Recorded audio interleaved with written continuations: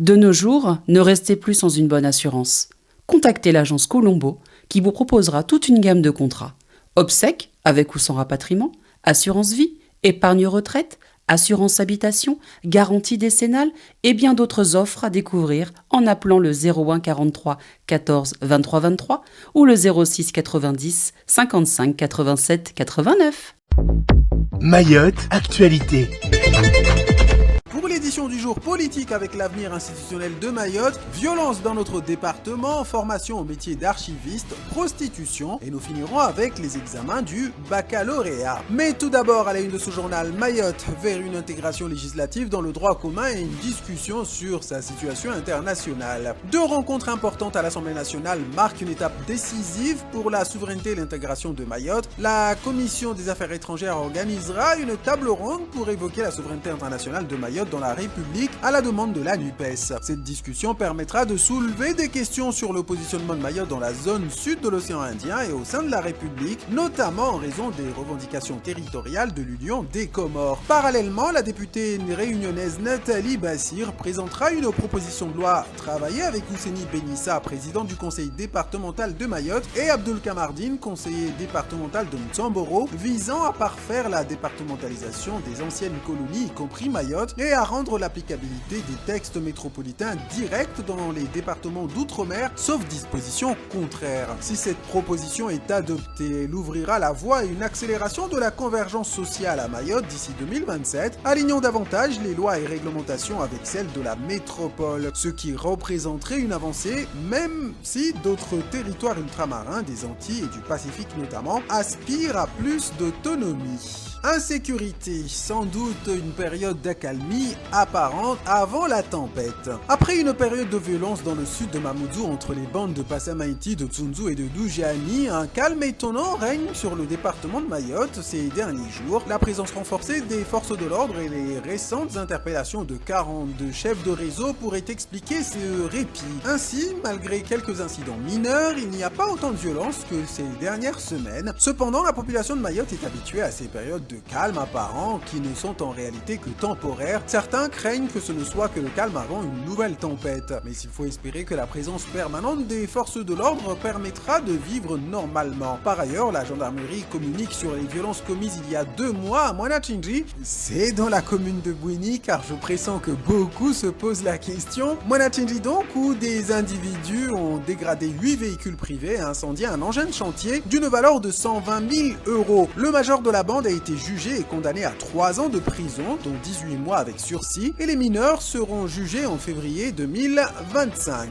Et je vous propose d'ouvrir un chapitre consacré à la formation et à l'éducation, à commencer par la formation au métier d'archiviste. Nous vous en parlions dans nos précédentes éditions. La Semaine internationale des archives a débuté à Mayotte avec une première journée consacrée à la formation et aux rencontres entre professionnels de l'archivage du territoire. Le métier d'archiviste est encore méconnu à Mayotte, mais il joue un rôle important dans la mémoire collective et dans bien d'autres domaines, offrant également des perspectives d'emploi dans le département. Ces rencontres entre professionnels ont permis aux archivistes du département de se perfectionner dans le métier, à l'instar de Zidini Saïndou Dimassi, directeur de la culture et du patrimoine de la ville de Chiconi. Après les rencontres entre professionnels, les archives départementales ouvriront leurs portes au grand public à partir de vendredi et ce jusqu'à dimanche. La conservation des archives est importante pour la mémoire collective, je vous le disais, mais également pour tout ce qui a trait aux recherches historiques ou encore dans des secteurs administratifs comme les transactions foncières ou les successions. Par ailleurs, il faut noter qu'il s'agit d'un secteur qui recrute. Charlie Jolivet, directeur des archives départementales, le confirme. Je cite, « Nous avons besoin d'archivistes à Mayotte ». Donc, à bon entendeur, du côté des élèves. Et comme on dit chez nous, Jishtema. S'agissant des élèves, cette actualité dramatique, des filles se prostituent dès le collège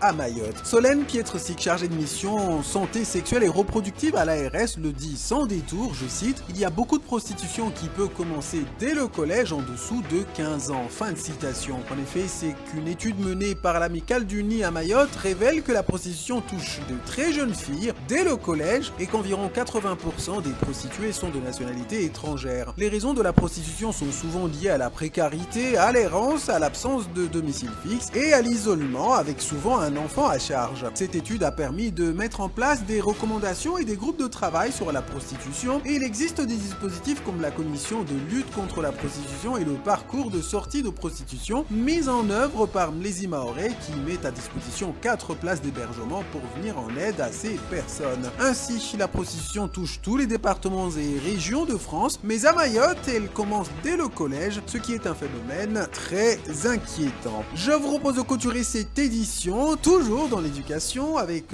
la dernière ligne droite avant le début des examens pour les candidats au baccalauréat. Les élèves de terminale de Mayotte se préparent pour les examens du baccalauréat qui débuteront le 14 juin 2024. Certains se sentent prêts et confiants, tandis que d'autres sont stressés et inquiets en raison de l'année scolaire difficile, marquée par les barrages, les coupures d'eau et l'insécurité. Les difficultés de transport, notamment les caillassages de bus, ajoutent au stress des élèves. Malgré tout, ils devront se présenter aux examens pour tenter d'obtenir leur diplôme, à l'instar de cette jeune lycéenne de Kaweni qui explique ses difficultés au niveau des trajets pour venir au lycée, mais elle positive tout de même, je cite, « Je viens quand même parce que je n'ai pas le choix et que c'est mon avenir qui est en jeu. Je fais le trajet de Loujani à Kaweni. » Fin de citation. Les résultats du baccalauréat seront annoncés le 8 juillet 2024, une journée qui s'annonce stressante pour de nombreux lycéens. Malgré les nombreux jours de cours manqués, les élèves de Mayotte sont déterminés à passer le baccalauréat et à poursuivre leurs études. Eh bien, bon courage à tous. En attendant, c'est la fin de cette édition. Merci à tous de nous suivre avec autant d'attention. Difficile de résumer toute l'actu en 5 minutes, mais restez connectés sur Quizy pour être bien et mieux informés, vous le savez. Bonne suite de matinale à tous. Chronique d'un désastre annoncé, on en avait parlé en début de semaine, eh bien les choses se précisent du côté de l'aéroport international Marcel-Henri de Pamandzi, puisque hier, un très joli avion que vous allez pouvoir regarder d'Air Seychelles s'est posé sur le tarmac de l'aéroport. Alors bien évidemment, tous les gens qui étaient là se sont dit « Comment on ne nous aurait rien dit, un vol direct pour aller aux Seychelles ?» Moi, je réserve mon billet tout de suite. Mais Si de t'es allé fou. Ben ouais. Et ben, en creusant, non. Ce n'est pas un vol direct pour mettre un tout petit sac avec 2 maillots de bain pour aller faire Mais barboter comment aux Seychelles. Mais comment? Non. C'est l'avion qui a été affrété par 2 des 3 associations qui organise le pèlerinage à la Mecque, censé emmener donc jusqu'en Arabie Saoudite les pèlerins. L'avion s'est donc posé, payé, hein, donc si l'avion est là, c'est que il a été payé. Sauf que, voilà, les pèlerins n'avaient pas le visa. Ah. C'est ballot. Donc, pas de visa, pas de départ. Hein, c'est comme ça que les choses se passent dans les polices air et frontières de l'ensemble des territoires. Quand le visa pour aller en fonction des règles qui régissent les liens entre les différents pays. Voilà, entre les différents pays, quand il faut un visa à obtenir avant de partir, si le visa n'est pas obtenu présent, on peut pas partir. On peut pas faire comme les Comoriens, à prendre un kwassa et puis aller à la Mecque comme ça. Alors, je ne sais pas si les Comoriens vont à la Mecque comme ça, mais en tout cas, ils font un Mamoudzou comme ça. Ils font un Mamoudzou comme ça, ça c'est sûr. Voilà. Et c'est pas légal. Et c'est pas légal. Et c'est pas légal. Donc, en tout cas, nous, on est un pays cohérent avec des règles extrêmement bien dirigées. Donc, forcément, on ne met pas dans l'avion des gens qui n'ont pas le visa. Voilà. C'est quand même, là, on le dit sur le ton de la plaisanterie, mais c'est quand même entre 6 et 7 000 euros qu'ont payé toutes ces personnes qui n'ont pas pu embarquer. La Mecque, Jeddah, l'Arabie Saoudite était extrêmement ferme sur le fait de dire pas plus de marchand du temple, hein, c'est-à-dire que on ne peut pas se faire de l'argent sur le dos des pèlerins, donc on veut que les choses soient réglo, et pour que les choses soient réglo, vous devez passer par des tour opérateurs agréés qui prennent le relais une fois arrivés. Les 2 associations en question n'avaient pas obtenu l'agrément qu'il convenait pour l'organisation sur la partie locale du séjour à la Mecque. Pas de décollage. C'est une véritable déconvenue, hein. Il y a des centaines de fidèles qui voulaient aller faire leur pèlerinage et qui ne pourront malheureusement pas y aller, en tout cas pour le moment. C'est vrai qu'il y avait cette histoire et on a appris d'agréments d'associations en fait pour pouvoir aller à la Mecque, excusez-moi. Moi j'en appelle en tout cas aux élus, aux parlementaires en tout cas de pouvoir faire du lobbying comme ça avait été fait les précédentes années pour essayer de dénouer cette situation et puis à ces associations en tout cas de se mettre en règle pour pouvoir accompagner au mieux ces personnes-là parce que c'est inconcevable. Mayotte est un territoire où 95% de la population est musulmane. C'est un des piliers de l'islam. Des personnes veulent pratiquer leur prêche. Il faut pouvoir les accompagner en bonne et due forme. Donc moi j'en appelle en tout cas aux élus de pouvoir jouer de leur lobbying, de leur réseau pour essayer d'apporter des réponses à cette problématique. Et puis surtout de faire en sorte, parce que c'est d'année, tous les ans ça se reproduit, c'est sûrement régler la situation de cette année, mais faire en sorte qu'il n'y ait plus de problème, quoi. Bien sûr. Christophe. Moi j'en avais parlé en tout cas avec Madame la députée Estelle Youssoufa. Alors moi je connais pas grand chose en tout cas dans tout ce qui est l'administration pour le départ des pèlerins vers la Mecque, mais de ce qu'elle m'a expliqué, il y a aussi des grosses difficultés en tout cas de la part de l'Arabie Saoudite à pouvoir gérer le flux.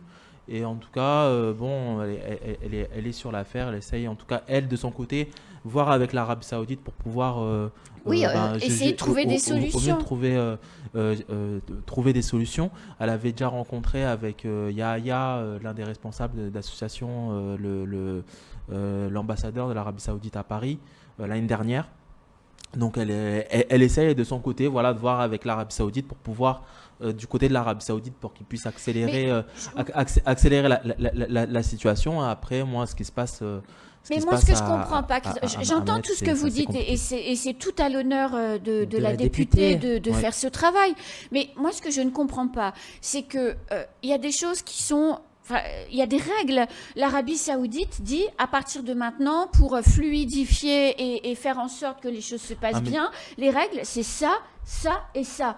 Pourquoi systématiquement, pourquoi les professionnels, entre guillemets, qui sont censés emmener les pèlerins locaux jusqu'à la Mecque, pourquoi ne respectent-ils pas les règles ? C'est ce que je ne parviens pas à comprendre, parce que arriver au pied du mur et se dire « Ah ben mince, ça va pas », alors qu'on sait depuis des mois qu'on ne remplit pas, qu'on ne respecte pas les règles qui ont été fixées, pardonnez-moi, mais par un pays souverain, qui en plus est chargé d'organiser pour le compte de tous les musulmans du monde ce pèlerinage.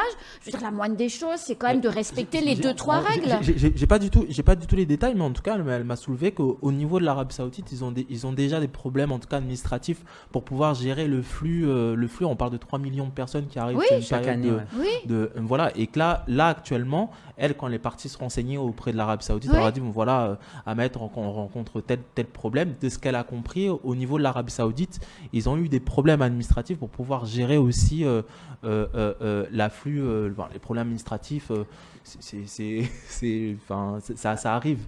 Donc après pour savoir à Mayotte, est-ce que il y a un manque d'organisation, un manque d'anticipation par rapport oui, ça concerne. Après c'est aussi un exemple, j'ai envie de dire. Moi, ce que je souhaite dire, c'est qu'on jette beaucoup la pierre, en tout cas sur les associations, en disant que elles font mal la chose. Je le répète, j'ai pas encore les détails, mais de ce que m'a expliqué en tout cas Madame la députée, c'est qu'il y a aussi des manquements administratifs de la part de l'Arabie Saoudite. Je vais aller un petit peu dans le sens de Christophe en disant, mais parce qu'on n'a pas aussi les éléments, mais imaginez que ces associations en fait n'étaient pas forcément informées ou au courant en tout cas de cette procédure et qu'elles ont été créées, et leur motivation c'est de pouvoir accompagner au mieux en fait ces personnes qui veulent aller à la Mecque et qu'ils n'avaient pas en tout cas ces éléments administratifs.